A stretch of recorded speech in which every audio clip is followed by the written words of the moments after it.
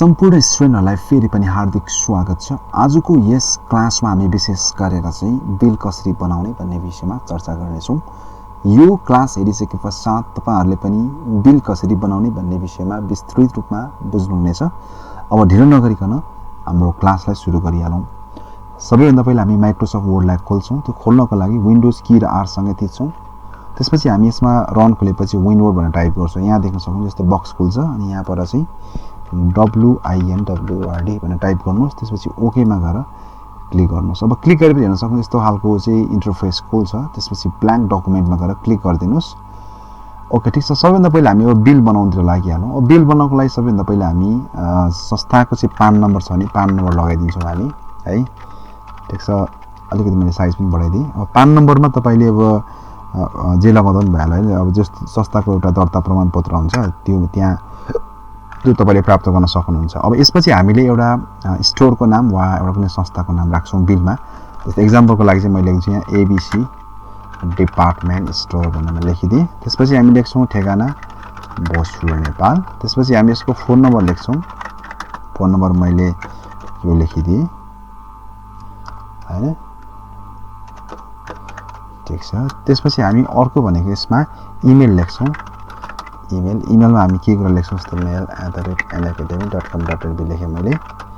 ठीक छ। त्यसपछि हामी अरु भनेको यसमा बिल नम्बर भनेर लेख्छौं हैन।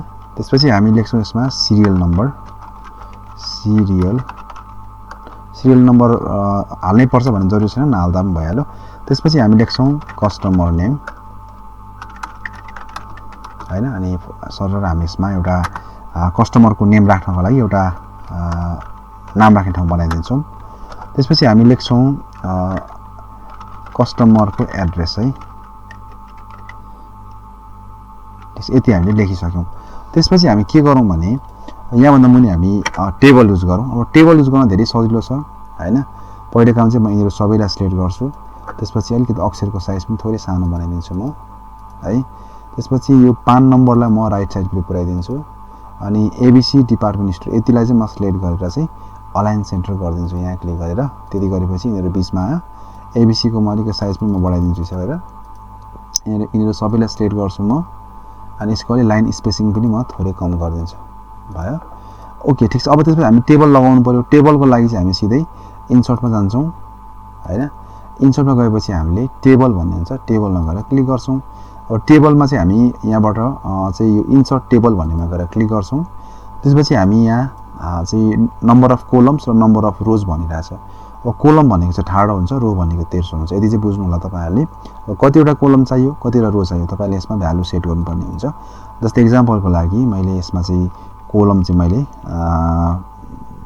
5 लगाइदिन्छु है त। अनि रो छ, रोमा मैले 4 जति लगाइदिएको छु। यति गरेर म चाहिँ ओके यस्तो खालको भयो हैन। अब यहाँ हामी के गर्छौं भने यसको यो जुन टेबलको साइजलाई ठुलो सानो बनाउन सक्छौं हामी। यहाँबाट तानेर अलिकति थोरै तन्काइदिनु भने यस्तो बन्ने भयो। त्यो बाहेक हामी यसलाई चाहिँ अलिकति थोरै तलसम्म यसरी झार्न पनि सक्छौं हैन। यसलाई थोरै माथिसम्म पनि पुर्याउन सकिन्छ यसरी। यसलाई पनि थोरै तलसम्म पुर्याउन सकिन्छ यसरी। यसलाई पनि थोरै माथिसम्म पुर्याउन सकिन्छ यसरी है। ठीक छ। यसलाई पनि म थोरै माथिसम्म पुर्याइदिन्छु यसरी।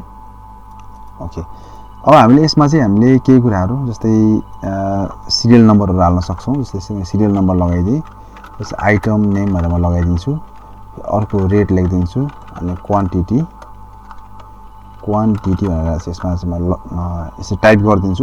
त्यसपछि हामी क्वान्टिटी पछाडी हामी चाहिँ यसमा अमाउन्ट लेख्छौं है। ठीक छ। म यसलाई म सिधै यति गरेर चाहिँ म यसमा अमाउन्ट भनेर चाहिँ लेखिदिन्छु हैन। ठीक छ। अब यसपछि हामी यसमा केही पनि लेख्दैनौं। अनि लास्टमा हामी लेख्छौं एउटा ठीक छ। यो तलको अन्तिमको रो पनि हटाइदिउँ। यो पनि अलिकति धेरै जस्तो लाग्यो मलाई। त्यही भएकोले गर्दाखेरि ठीक छ। यसलाई यसो गरौँ न त। जस्तै मैले चाहिँ के लेख्दिन्छु भने सबैभन्दा पहिला यतिलाई चाहिँ म तलकोलाई सबैलाई सिलेक्ट गर्छु।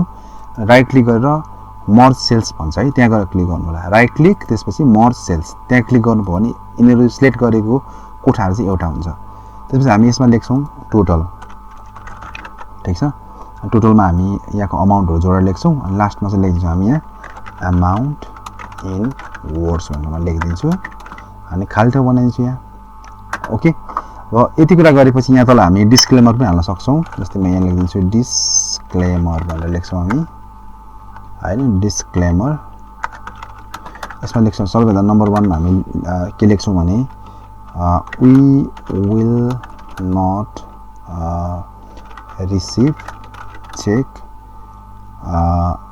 त्यस्तै हामी लेख्छौँ we will not refund any product after purchasing भनेर लेखिदिन्छु यसरी गर्न पाइयो है एउटा कुरा के छुटेछ भने हामीले डेट लगाउन भुलेछौँ हामीले यहाँ डेट पनि लगाउनु पर्छ यहाँ माथि मिति चाहिँ हाम्रो अनिवार्य हुन्छ है यहाँ बीचमा स्पेस पनि हाल्नु ओके यिनीहरु यो भन्दा तलतिरको पनि अक्षरको साइज अलिकति धेरै ठुलो भएछ लाग्छ मलाई यसलाई पनि थोरै हामी सानो बनाइदिउँ है ओके त्यसपछि अब हामीले यसमा हामीले कलर लगाइदिनु पर्ने हुन्छ कलर लगाउनलाई चाहिँ हामी सिधै डिजाइनमा जान्छौँ अनि डिजाइनमा गएर चाहिँ हामी के गर्छौँ भन्दाखेरि चाहिँ सिधै यहाँबाट पेज कलर भन्नेमा गएर क्लिक गर्छौँ अनि यहाँबाट गएर चाहिँ अझै एउटा कलर चुज गर्छौँ यसरी हामीले सिम्पल खालको बिलहरु बनाउन सक्छौँ अनि प्लस यहाँ तल यो डिस्क्लेमर लेखेको ठाउँमा यसलाई बोल्ड पनि बनाउन मिल्छ सिलेक्ट गरिदिनुस् होममा आउनुस् अनि बी लेखेको छ त्यहाँ गएर क्लिक गर्नुस् अब यो बोल्ड भएर आयो त्यस्तै यता पनि हामीले यो माथिको हेडिङहरुलाई बोल्ड गर्न मिल्छ सिलेक्ट गरिदिनुस् अनि यहाँ गएर यो बी लेखेको ठाउँमा गएर क्लिक गरिदिनुस् अब यो अक्षरहरु चाहिँ